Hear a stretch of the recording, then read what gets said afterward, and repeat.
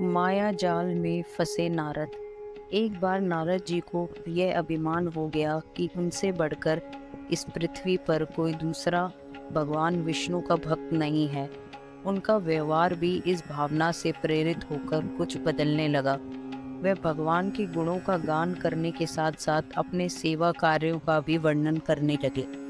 भगवान से कोई बात छुपी थोड़ी ही रहती है। उन्हें तुरंत इस बात का पता चल गया। वह अपने भक्त का पतन भला कैसे देख सकते थे। इसलिए उन्होंने नारद को इस दुष्प्रवृत्ति से बचाने का निर्णय किया। एक दिन नारद जी और भगवान विष्णु साथ साथ वन में जा रहे थे। अचानक विष्णु जी एक वृक्ष के नीचे थक कर बैठ गए और बोले, भाई नारद जी, हम तो थक गए हैं, प्यास भी लगी है, कहीं से पानी मिल जाए तो लाओ, हमसे तो प्यास के मारे चला नहीं जा रहा है। यह सुनकर नारद जी तुरंत सावधान हो गए। उनके होते हुए भगवान भला प्यासे रहे। वे बोले, भगवान अभी लाया, आप थोड़ी देर प्रतीक्षा करें। नारद जी एक और दौड़ लिए। उनके जाते ही भगवान मुस्कुराए और अपनी माया को नारद जी को सत्य के मार्ग पर लाने का आदेश दिया। माया शुरू हो गई। नारद जी थोड़ी ही दूर गए होंगे कि उन्हें एक गांव दिखाई पड़ा, जिसके बाहर कुएं पर कुछ युवा स्त्रियां पानी भर रही थीं। कुएं के पास जब वे पहुंचे तो एक कन्या को देखकर अपनी सुध-बुध खो बैठे। बस उसे ही निहारने लगे। वे ये भूल गए कि वह भगवान के लिए पानी लेने आए थे। कन्या भी नारद जी की भावना समझ गई। वह जल्दी जल्दी जल से घड़ा भरकर अपनी सहेलियों को पीछे छोड़कर घर की ओर लपकी। नारद जी भी उसके पीछे हो लिए। कन्या तो घर के अंदर चली गई, लेकिन नारद जी ने द्वार पर खड़े होकर नारायण नारायण का अलग जगाया। गृह स्वामी नारायण का नाम सुनकर बाहर आया। उसने नारद जी को तुरंत पहचान लिया। अत्यंत विनम्रता और आदर के साथ वह नारद जी को घर के अंदर ले गया और उनके हाथ पैर धोकर स्वच्छ आसन पर बिठाया तथा उनकी सेवा सत्कार में कोई कमी न छोड़ी। उनके आगमन से अपने को धन्य बताते हुए गृहस्वामी ने अपने योग्य सेवा के लिए आग्रह किया। नारद जी बोले, आपके घर में जो आपकी कन्या जल का घड़ा लेकर अभी अभी आई है, मैं उससे विवाह करना चाहता हूँ। नारद जी की बात सुनकर गृहस्वामी एकदम चकित रह गया, लेकिन उसे प्रसन्नता भी हुई कि मेरी कन्या एक ऐसे महान योगी तथा संत के पास जाएगी। उसने स्वीकृति प्रदान कर दी और नारद जी को अपने ही घर में रख लिया। 2-4 दिन पश्चात शुभ मुहूर्त में उसने अपनी कन्या का विवाह नारद जी के साथ कर दिया तथा उन्हें गांव में ही इतनी धरती का टुकड़ा दे दिया जिसमें खेती करके वह आराम से अपना और अपने परिवार का पेट भर सके। अब नारद जी की वीणा एक खूंटी पर टंगी रहती, जिसकी ओर उनका ध्यान बहुत कम जाता। अपनी पत्नी के आगे नारायण को वे भूल गए। दिन भर खेती में लगे रहते, कभी हल चलाते, कभी पानी देते, कभी बीज बोते, तो कभी निराई गुड़ाई करते। जैसे जैसे पौधे बढ़ते, उनकी प्रसन्नता का ठिकाना ना रहता। फसलें हर वर्ष पकती कटती, अनाज से उनके कोठार भर जाते। नारद जी गांव के एक संपन्न किसान माने जाने लगे। वर्ष दर वर्ष बीतते चले गए और नारद जी की गृहस्थी भी बढ़ती चली गई। 3-4 लड़के लड़कियां भी हो गए। अब नारद जी को एक क्षण की भी फुर्सत नहीं मिलती थी। वह हर समय बच्चों के पालन पोषण तथा पढ़ाई लिखाई में लगे रहते अथवा खेत में काम करते रहते थे। अचानक एक बार तेज बारिश हुई, जिसने कई दिनों तक बंद होने का नाम ही नहीं लिया। बादलों की गरज और बिजली की कड़क ने सबके हृदय में भय उत्पन्न कर दिया।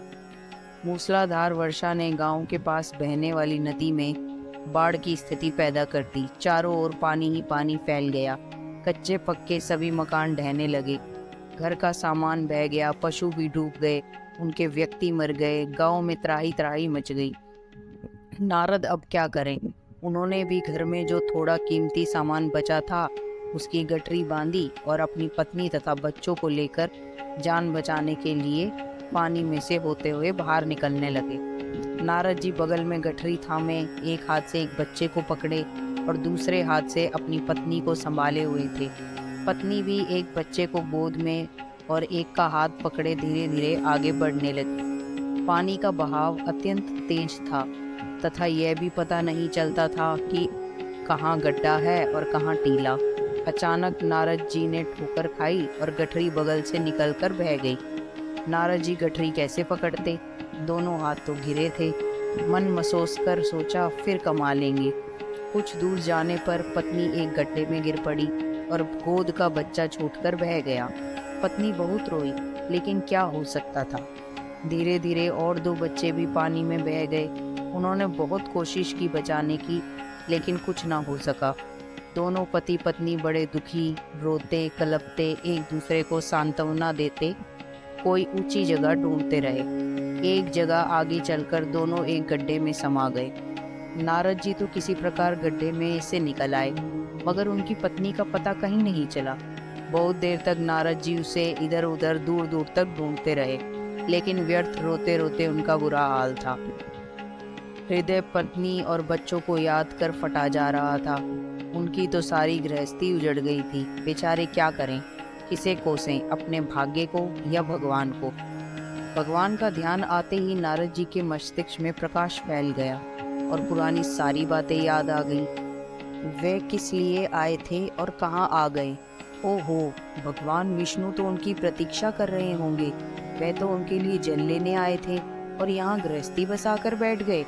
वर्षों बीत गए गृहस्थी को बसने में और फिर सब नष्ट हो गया। क्या भगवान अब भी मेरी प्रतीक्षा में उसी वृक्ष के नीचे बैठे होंगे? यह सोचते ही बाढ़ नदारद हो गई। गांव अंतर्धान हो गया। वे तो घने वन में खड़े थे। नारद जी पछताते और शर्माते हुए दौड़े। देखा कुछ ही दूर पर उसी वृक्ष के नीचे भगवान लेटे हैं। नारद जी को देखते ही उठ बैठे और बोले, अरे भाई नारद, कहाँ चले गए थे? बड़ी देर लगा दी। पानी लाए या नहीं? नारद जी भगवान के चरण पकड़कर बैठ गए और लगे अश्रु बहाने। उनके मुंह से एक बोल भी नहीं फूटा। भगवान मुस्कुराए और बोले, तुम अभी तो गए थे, कुछ अधिक देर थोड़े ही हुई है। लेकिन नारद जी को लगा था कि वर्षों बीत गए। अब उनकी समझ में आया यह सब भगवान की माया थी, जो उनके अभिमान को चूर चूर करने के लिए पैदा हुई थी। वह सोचने लगे उन्हें बड़ा घमंड था कि उनसे बढ़कर त्रिलोक में दूसरा कोई भगवान विष्णु का भक्त नहीं है। लेकिन एक स्त्री को देखकर वे भगवान को भूल गए।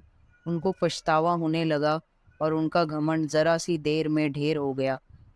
वे पुनः सरलता और विनय के साथ भगवान के गुण गाने लगे। दोस्तों, आपको ये धार्मिक कहानी कैसी लगी कमेंट में ज़रूर बताएं। ऐसी और कहानियाँ सुनने के लिए मेरे चैनल को सब्सक्राइब करें। धन्यवाद।